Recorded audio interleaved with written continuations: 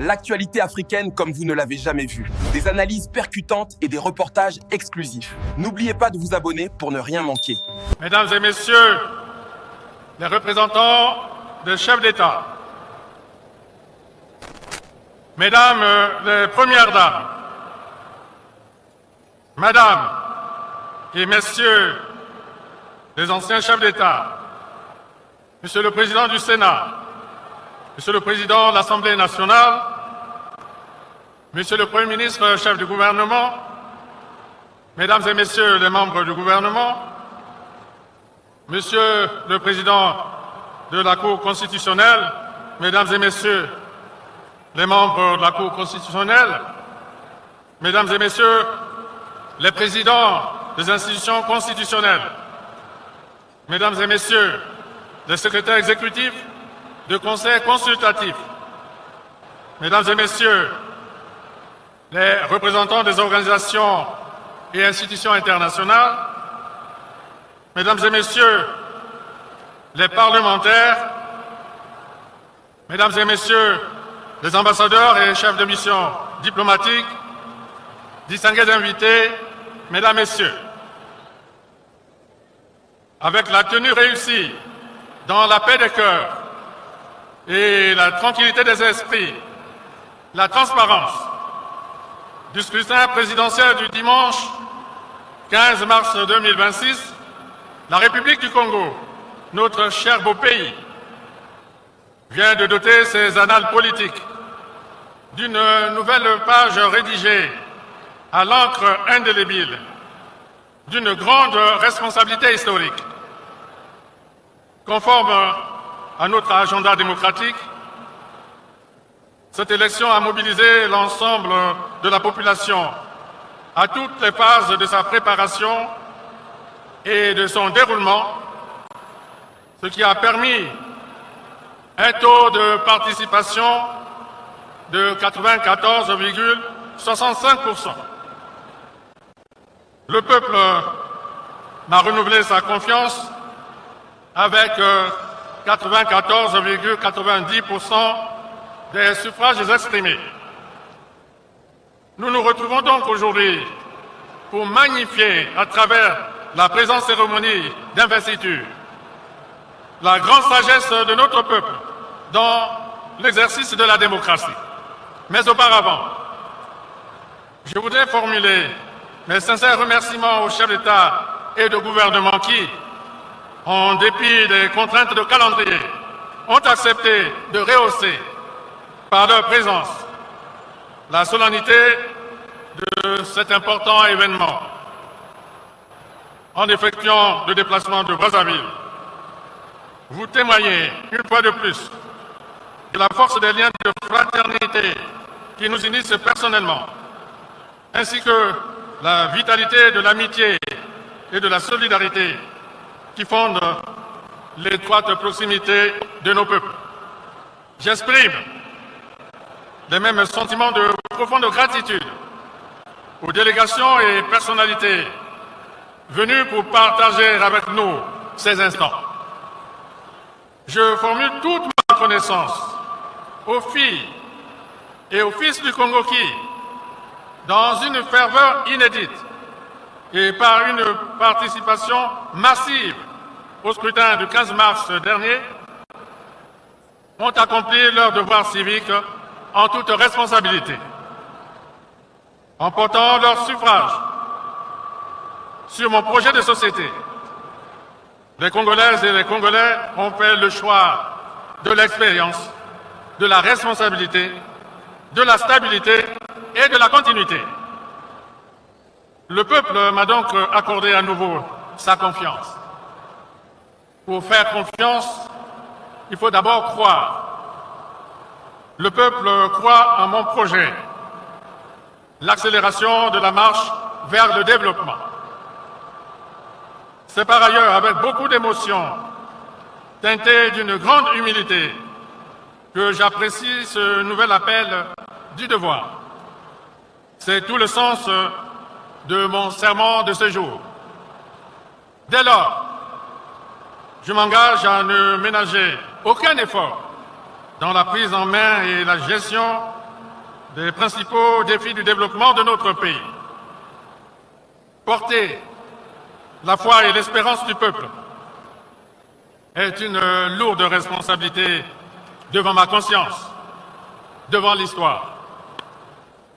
Plus précisément, l'engagement que je prends est de ne jamais trahir ce peuple qui s'est mobilisé pour m'honorer et me renouveler sa disponibilité. À nos compatriotes qui, au cours de ce scrutin, ont fait des choix différents que je respecte, je reste attentif à toute proposition constructive pour le Congo, dans le cadre d'une république fraternelle et solidaire. Dans ce sens, je note le fair-play des autres candidats qui, par leur participation, ont contribué à la consolidation de la démocratie pluraliste dans notre pays. Enfin, qu'il me soit aussi permis de saluer le grand mérite et l'efficacité des personnels de la force publique qui, après avoir participé au vote en tant que citoyens congolais, ont assuré la sécurité des opérations. C'est ainsi que l'expression du suffrage s'est déroulée en toute sérénité, ce qui a permis au peuple de réaffirmer l'intangibilité de sa souveraineté. Mes chers compatriotes, le scrutin du 15 mars 2026 consacre trois principaux vainqueurs: la paix, la démocratie, le peuple. S'agissant de la paix, le peuple qui a fait le choix de la continuité et rejeté le cycle de troubles sociopolitiques reste fermement attaché à la paix. Voilà pourquoi, en cette solennelle occasion, je réaffirme ma détermination à faire que la paix devienne un acquis irréversible pour notre pays. Je confirme par la même occasion ma disponibilité pour accomplir des missions de paix et de conciliation en Afrique et ailleurs dans le monde. Le scrutin du 15 mars 2026 est également une victoire pour la démocratie dès lors qu'il contribue au raffermissement du pluralisme politique et au renforcement de nos processus électoraux. C'est pourquoi je félicite les forces politiques qui, face aux divergences partisanes et à bien d'autres dérives attentatoires à la paix et à la cohésion nationale, ont plutôt privilégié l'intérêt supérieur de la nation. Enfin, le grand artisan de cette victoire est le peuple, qui vient de franchir ce cap majeur de sa vie politique. Le peuple congolais de bonne foi, et la bonne foi induit la conformité de l'acte à la parole et de la parole à la vie intérieure. Je mesure le poids de la responsabilité issue de la confiance que le peuple m'a faite. L'engagement que je prends aujourd'hui devant la nation et la communauté internationale est de ne jamais trahir ce peuple qui s'est mobilisé pour m'honorer et me renouveler sa confiance. Je tiens à dire que l'élection présidentielle est terminée. Je suis le président de tous les Congolais, sans exception. Qu'il nous faut continuer de construire ensemble notre cher et beau pays, le Congo, et accélérer la marche vers le développement. Dès lors, je m'engage à ne ménager aucun effort dans la prise en main des principaux challenges du développement de notre pays. Mes chers compatriotes, de la nouvelle espérance à ensemble poursuivons la marche, en passant par le chemin d'avenir et la marche vers le développement, le Congo s'est progressivement transformée. Nous avons restauré l'autorité publique en respectant le principe de l'État de droit et du droit de l'État. Nous avons consolidé la paix, renforcé la cohésion nationale et nos institutions. Nous avons assuré la sécurité sur l'ensemble du territoire national. Mes chers compatriotes, au regard de ces acquis et de vos nombreuses préoccupations recensées avant et pendant la période électorale, j'ai jugé utile et opportun de vous proposer un projet de société intitulé « L'accélération de la marche vers le développement ». La poursuite de la construction d'un Congo uni, ambitieux, innovant et prospère se fera à travers 10 actions prioritaires. Il s'agira de mobiliser des ressources financières publiques additionnelles, d'accroître l'investissement dans le capital humain, d'amplifier la lutte contre les comportements déviants des agents de l'État, de redynamiser l'économie nationale, de prioriser l'agriculture au sens large et l'industrie, de créer des emplois en plus grand nombre, de poursuivre le déploiement des infrastructures de base et de développement, de promouvoir la recherche scientifique, l'innovation technologique et le progrès technique, d'approfondir les droits sociaux et de préserver un environnement sain pour la population. Je voudrais insister sur, premièrement, l'intégration sous-régionale. La République du Congo doit renforcer sa vocation de pays de transit en s'appuyant sur les infrastructures de base à l'instar du corridor de développement numéro 13 dans son tronçon Wesso, Infondo, Gouga et frontière de la République centrafricaine, du pont route-rail reliant Brazzaville à Kinshasa, dont les travaux débuteront au cours de ce quinquennat, du chemin de fer Congo-Océan, dont la modernisation apportera un coup d'accélérateur à la diversification de l'économie, des aéroports internationaux reliant le Congo au reste du monde, des ports maritimes et fluviaux qui alimentent le Congo et son hinterland en biens et services, affirmant sa vocation de pays de transit. Avec ces infrastructures, le Congo se connecte progressivement à ses voisins et devient un véritable hub commercial et touristique intra-africain au rendez-vous de la zone de libre-échange continentale africaine, ZLECAf. Deuxièmement, la mise en œuvre effective des zones économiques spéciales et des industries extractives. Troisièmement, l'assainissement des grandes villes par des procédés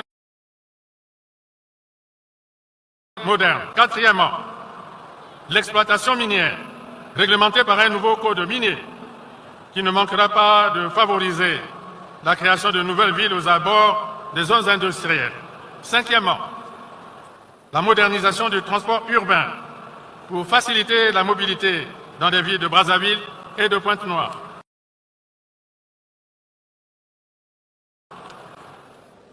Sixièmement, l'accélération du développement conformément à l'orientation de l'agenda 2063 de l'Union africaine.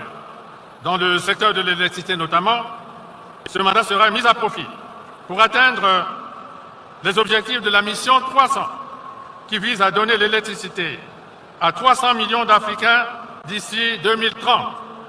Notre responsabilité à l'horizon 2030 sera de donner de l'électricité à au moins plus de la moitié de la population.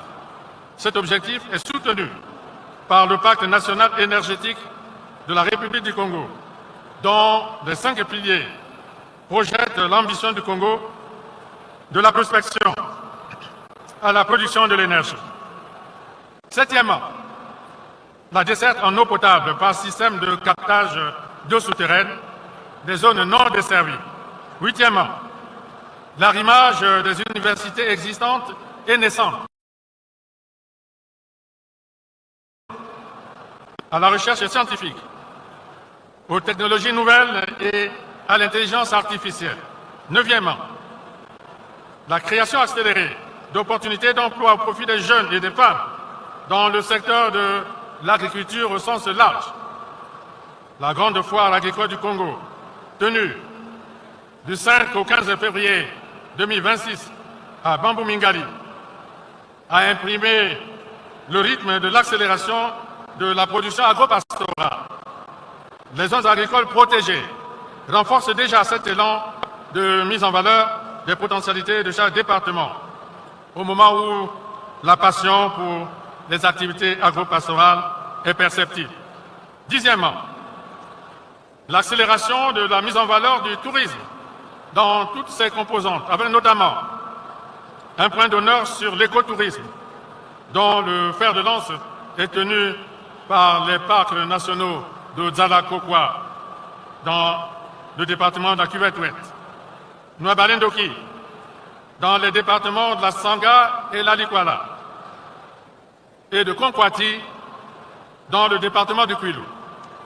Onzièmement, la revitalisation des sports. Merci de nous rejoindre sur Débat Afrique. Votre participation compte, alors n'hésitez pas à vous abonner et à commenter.